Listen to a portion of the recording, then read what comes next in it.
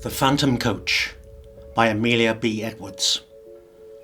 The circumstances I am about to relate to you have truth to recommend them. They happened to myself, and my recollection of them is as vivid as if they'd taken place only yesterday. 20 years, however, have gone by since that night. During those 20 years, I have told the story to but one other person. I tell it now with a reluctance which I find it difficult to overcome. All I entreat, meanwhile, is that you will abstain from forcing your own conclusions upon me. I want nothing explained away. I desire no arguments. My mind on this subject is quite made up, and, having the testimony of my own senses to rely upon, I prefer to abide by it. Well, it was just 20 years ago, and within a day or two of the end of the grouse season, I'd been out all day with my gun, and I'd had no sport to speak of. The wind was due east, the month December, the place a bleak, wide moor in the far north of England, and I had lost my way. It was not a pleasant place in which to lose one's way, with the first feathery flakes of a coming snowstorm just fluttering down upon the heather, and the leaden evening closing in all around. I shaded my eyes with my hand, and stared anxiously into the gathering darkness, where the purple moorland melted into a range of low hills, some 10 or 12 miles distant. Not the faintest smoke wreath, nor the tiniest cultivated patch or fence or sheep track met my eyes in any direction. There was nothing for it but to walk on, and take my chance of finding what shelter I could by the way. So I shouldered my gun again, and pushed wearily forward, for I'd been on foot since an hour after daybreak, and had eaten nothing since breakfast. Meanwhile, the snow began to come down with ominous steadiness, and the wind fell. After this, the cold became more intense, and the night came rapidly up. As for me, my prospects darkened with the darkening sky, and my heart grew heavy, as I thought how my young wife was already watching for me through the window of our little inn parlour, and thought of all the suffering in store for her throughout this weary night. We had been married 4 months, and having spent our autumn in the Highlands, were now lodging in a remote little village, situated just on the verge of the great English moorlands. We were very much in love, and of course very happy. This morning, when we parted, she had implored me to return back before dusk, and I'd promised her that I would.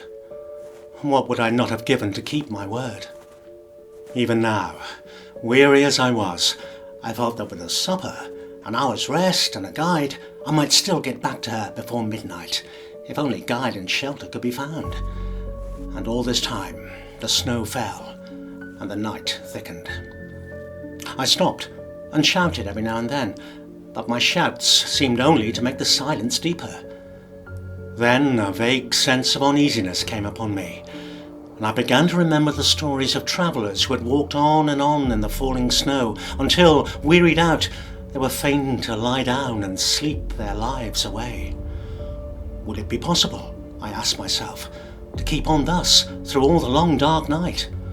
Would there not come a time when my limbs must fail, and my resolution give way, when I, too, must sleep the sleep of death? Oh, death! I shuddered. How hard to die just now, when life lay all so bright before me. How hard for my darling, whose whole loving heart... But that thought was not to be borne.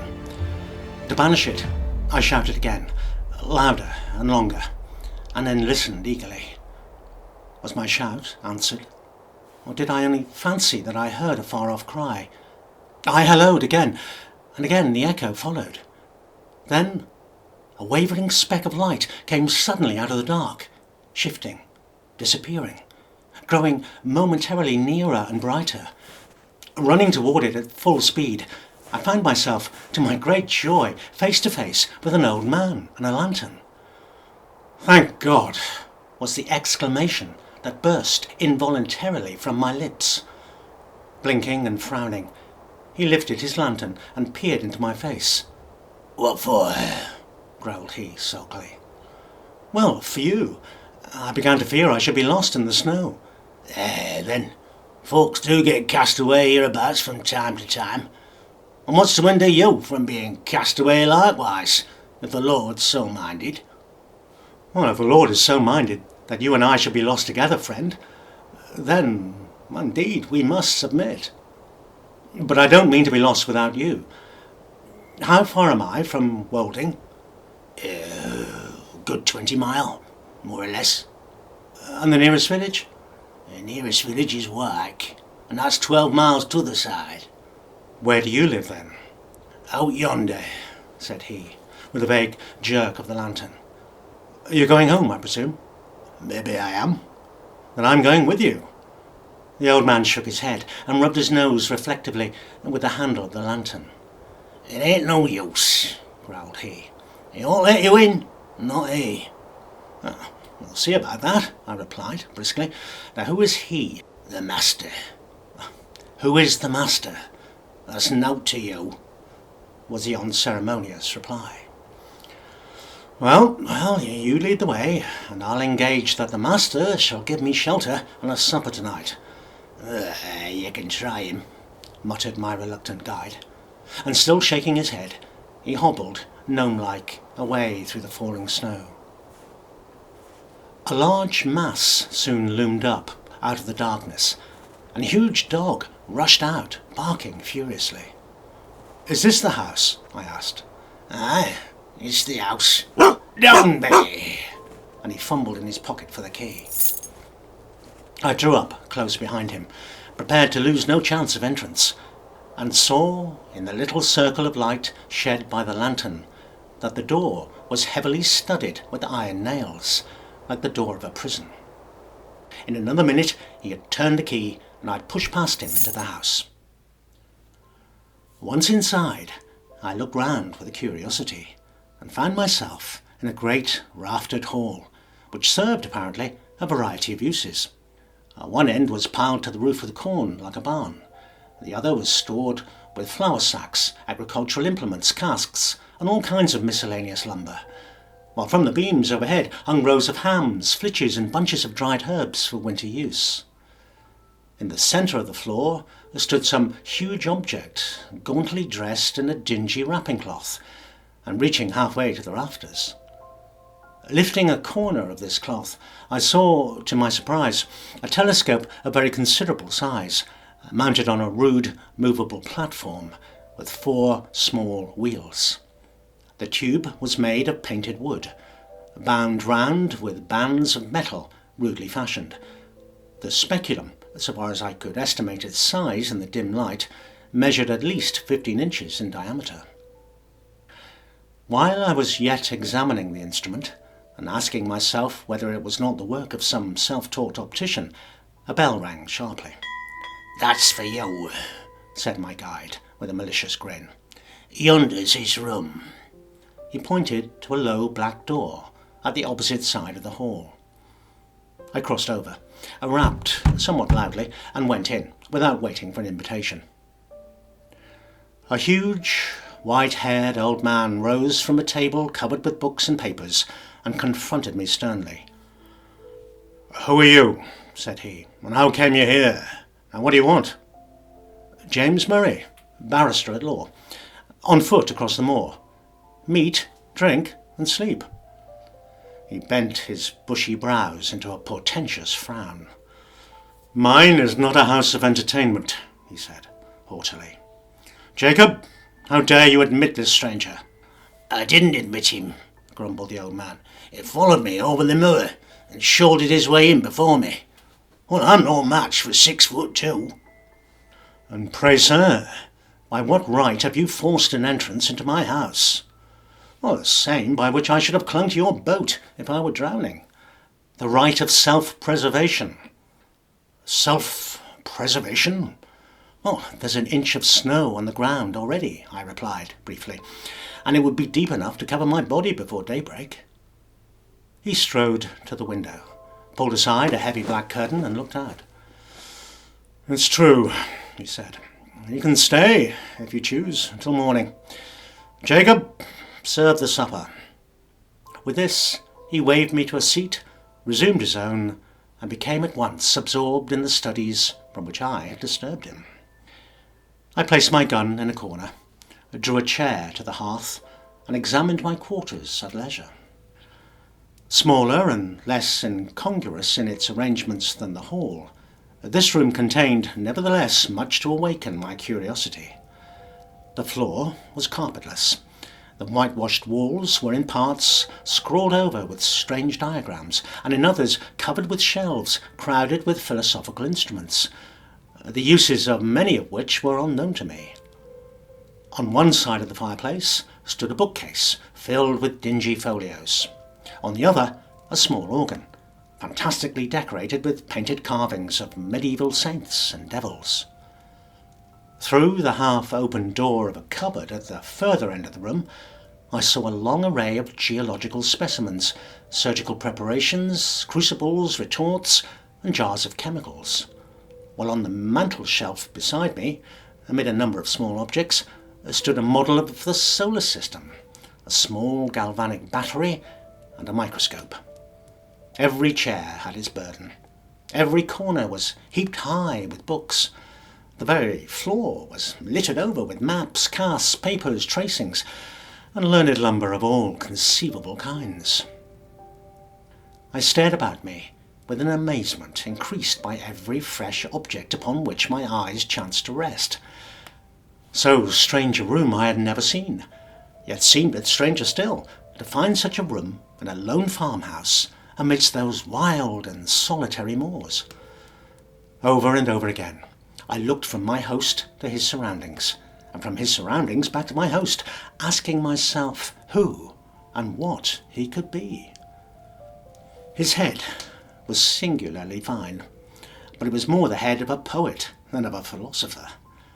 Broad in the temples, prominent over the eyes, and clothed with a rough profusion of perfectly white hair, it had all the ideality and much of the ruggedness that characterizes the head of Louis von Beethoven. There were the same deep lines about the mouth, and the same stern furrows in the brow. There was the same concentration of expression. While I was yet observing him, the door opened, and Jacob brought in the supper.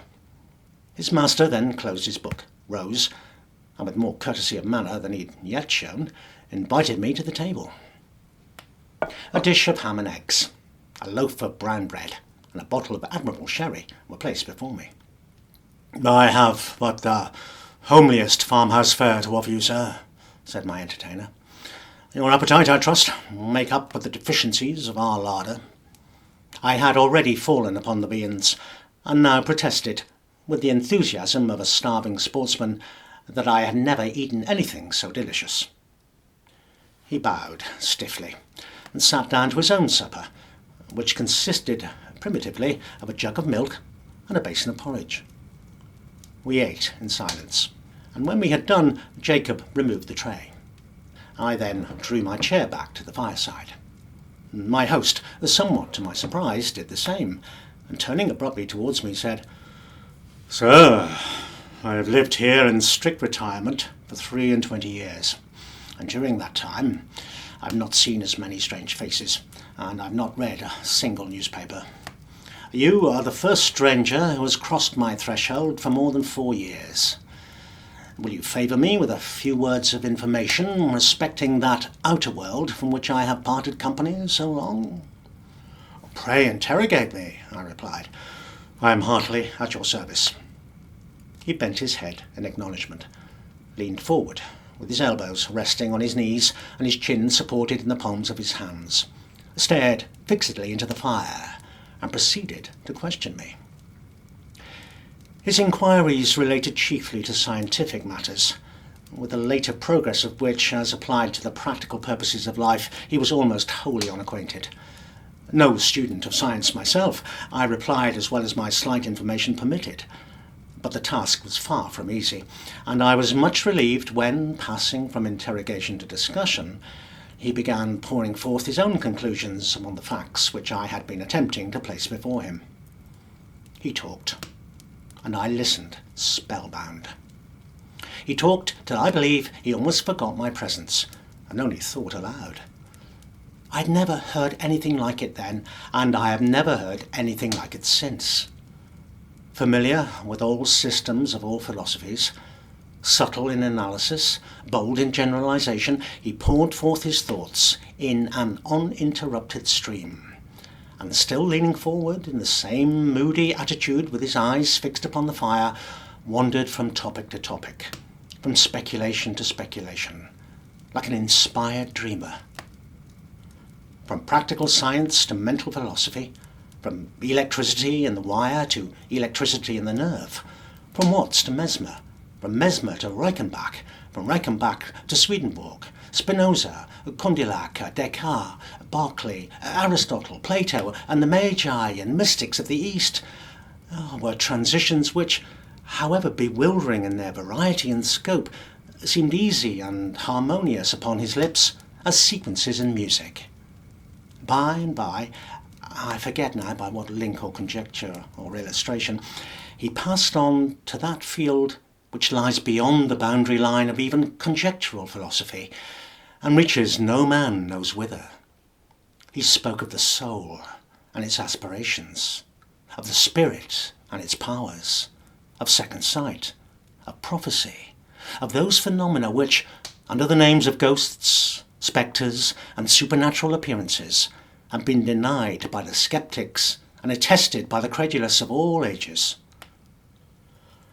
The world, he said, grows hourly more and more sceptical of all that lies beyond its own narrow radius, and our men of science foster that fatal tendency.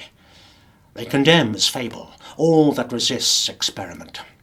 They reject as false all that cannot be brought to the test of the laboratory or the dissecting room. Against what superstition have they waged so long and obstinate a war, as against the belief in apparitions? And yet, what superstition has maintained its hold upon the minds of men so long and so firmly? Show me any fact in physics, in history, in archaeology, which is supported by testimony so wide and so various, attested by all races of men, in all ages and in all climates, by the soberest sages of antiquity, by the rudest savage of today, by the Christian, the pagan, the pantheist, the materialist. This phenomenon is treated as a nursery tale by the philosophers of our century. Circumstantial evidence weighs with them as a feather in the balance. The comparison of causes with effects, however valuable in physical science, is put aside as worthless and unreliable. The evidence of competent witnesses, however conclusive in a court of justice, counts for nothing. He who pauses before he pronounces is condemned as a trifler. He who believes is a dreamer or a fool. He spoke with bitterness, and having said thus, relapsed for some minutes into silence. Presently he raised his head from his hands and added, with an altered voice and manner, "I, sir, paused, investigated, believed, and was not ashamed to state my convictions to the world. I, too, was branded as a visionary, held up to ridicule by my contemporaries, and hooted from that field of science in which I had laboured with honour during all the best years of my life. These things happened just 23 years ago. Since then, I have lived as you see me living now, and the world has forgotten me, as I have forgotten the world. You have my history." "It's a very sad one," I murmured, scarcely knowing what to answer. "It's a very common one," he replied. "I've only suffered for the truth, as many a better and a wiser man has suffered before me." He rose, as if desirous of ending the conversation, and went over to the window. "It has ceased snowing," he observed, as he dropped the curtain and came back to the fireside. "Ceased!" I exclaimed, starting eagerly to my feet. "Oh, if only that were possible! Oh, but no, it's hopeless. Even if I could find my way across the moor, I could not walk 20 miles tonight." "Walk 20 miles tonight?" repeated my host. "What are you thinking of? Of my wife, I replied impatiently. Of my young wife, who does not know that I have lost my way, and who is at this moment breaking our heart with suspense and terror. Where is she? At Wolding, 20 miles away. At Wolding, he echoed thoughtfully. Yes, the distance, it is true, is 20 miles. But are you so very anxious to save the next 6 or 8 hours? So very, very anxious that I would give 10 guineas at this moment for a guide and a horse. Your wish can be gratified at a less costly rate, said he, smiling. The night mail from the north, which changes horses at Wolding, passes within 5 miles of this spot, and will be due at a certain crossroad in about an hour and a quarter. If Jacob were to go with you across the moor and put you into the old coach road, you could find your way, I suppose, to where it joins the new one? Easily. Gladly. He smiled again, rang the bell, gave the old servant his directions, and taking a bottle of whisky and a wine glass from the cupboard in which he kept his chemicals, said, The snow lies deep, and it would be difficult walking tonight on the moor. A glass of usquebaugh before you start? I would have declined the spirit, but he pressed it on me, and I drank it. It went down my throat like liquid flame, and almost took my breath away. It is strong, he said, but it'll help keep out the cold. And now you have no moments to spare. Good night. I thanked him for his hospitality, and would have shaken hands, but that he turned away before I could finish my sentence. In another minute I had traversed the hall, Jacob had locked the outer door behind me, and we were out on the white, wide moor. Although the wind had fallen, it was still bitterly cold. Not a star glimmered in the black vault overhead. Not a sound, save the rapid crunching of the snow beneath our feet, disturbed the heavy stillness of the night. Jacob, not too well pleased with his mission, shambled on before in sullen silence, his lantern in his hand and his shadow at his feet.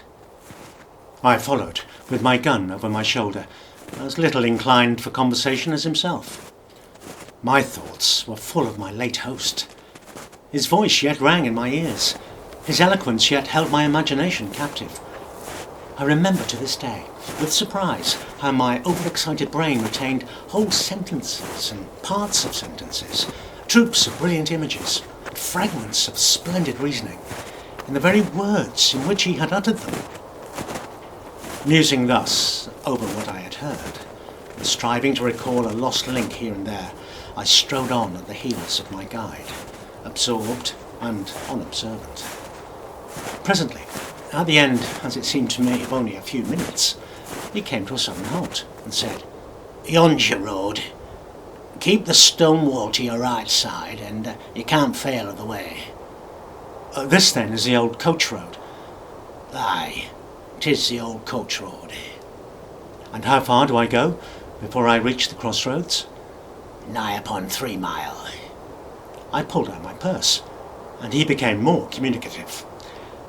The road's a fair road enough, said he, for foot passengers, but 'twas over steep and narrow for the northern traffic. You'll mind where the parapet's broken away, close against a signpost.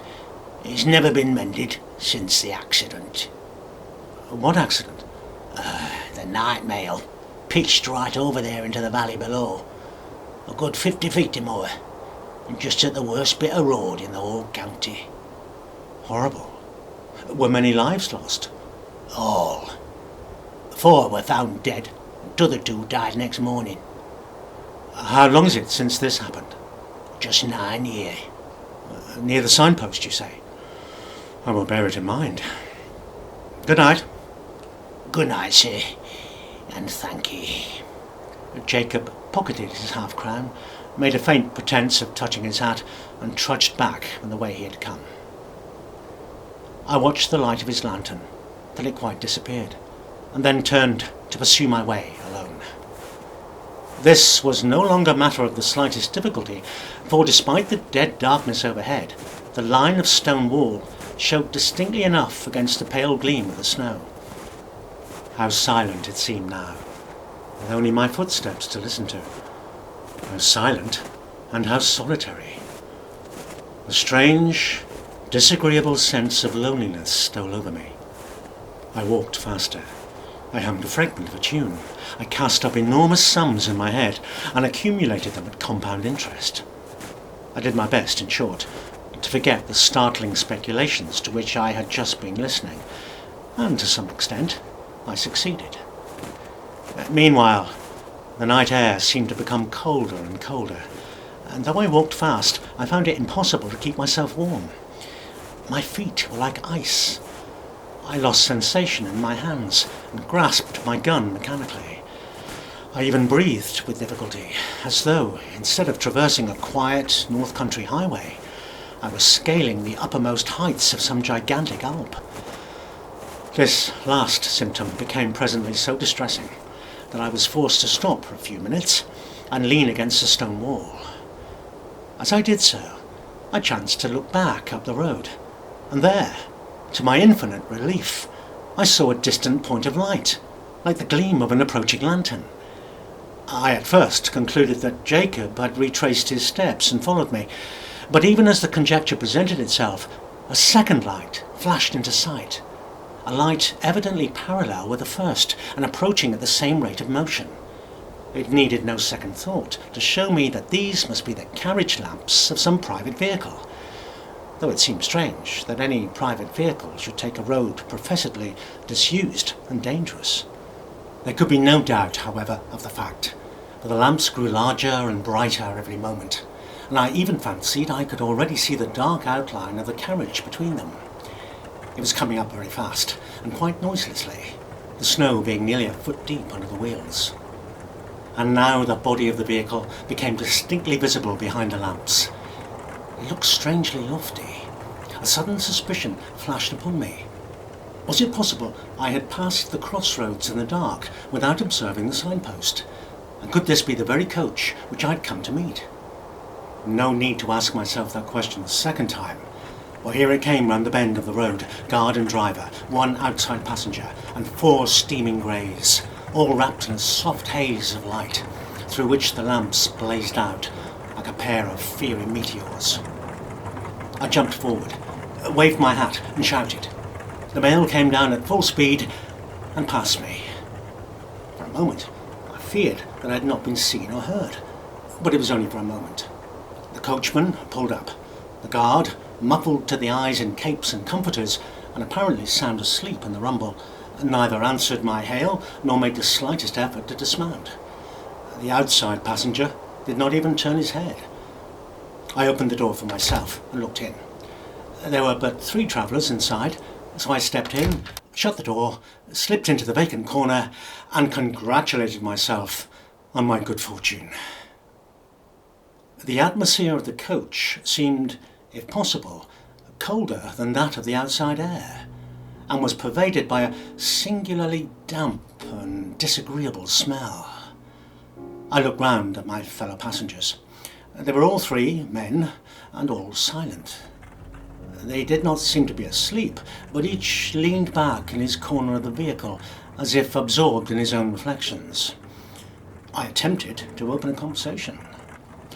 "How intensely cold it is tonight," I said, addressing my opposite neighbour. He lifted his head, looked at me, but made no reply.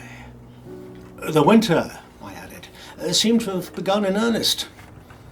Although the corner in which he sat was so dim that I could distinguish none of his features very clearly, I saw that his eyes were still turned full upon me, and yet he answered never a word.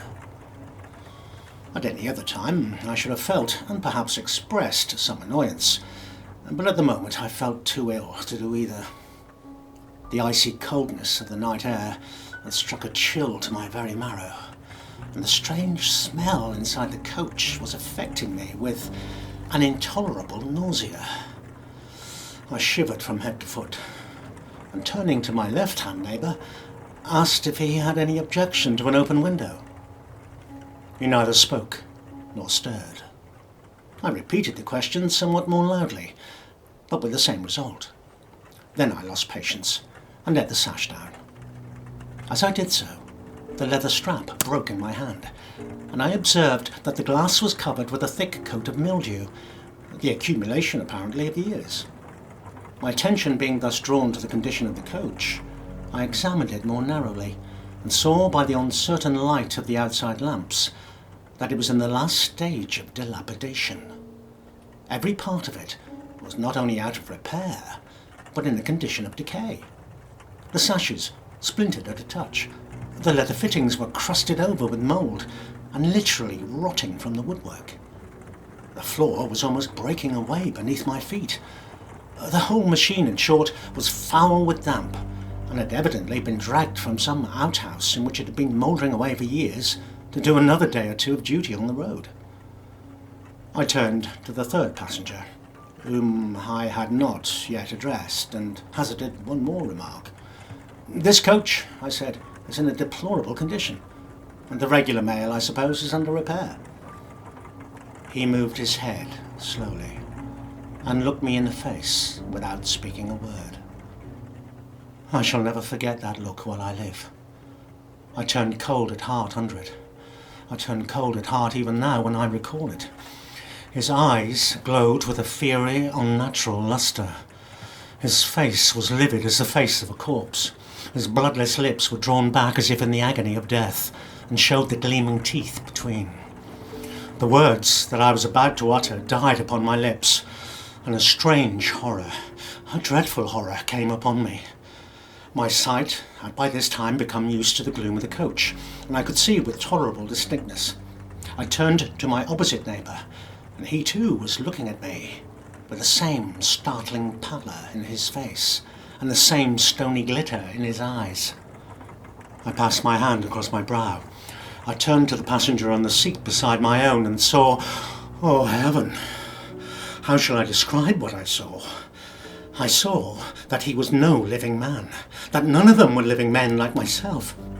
A pale, phosphorescent light, the light of putrefaction, played upon their awful faces, upon their hair, dank with the dews of the grave, upon their clothes, earth-stained and dropping to pieces, upon their hands, which were as the hands of corpses long buried. Only their eyes, their terrible eyes, were living, and those eyes were all turned menacingly upon me. A shriek of terror, a wild, unintelligible cry for help and mercy burst from my lips as I flung myself against the door and strove in vain to open it. In that single instant, brief and vivid as a landscape beheld in a flash of lightning, I saw the moon shining down through a rift of stormy cloud, the ghastly signpost rearing its warning finger by the wayside, the broken parapet, the plunging horses, the black gulf below. Then the coach reeled like a ship at sea. Then a mighty crash, a sense of crushing pain, and then darkness. It seemed as if years had gone by when I awoke one morning from a deep sleep and found my wife watching by my bedside. I will pass over the scene that ensued and give you, in half a dozen words, the tale she told me with tears of thanksgiving.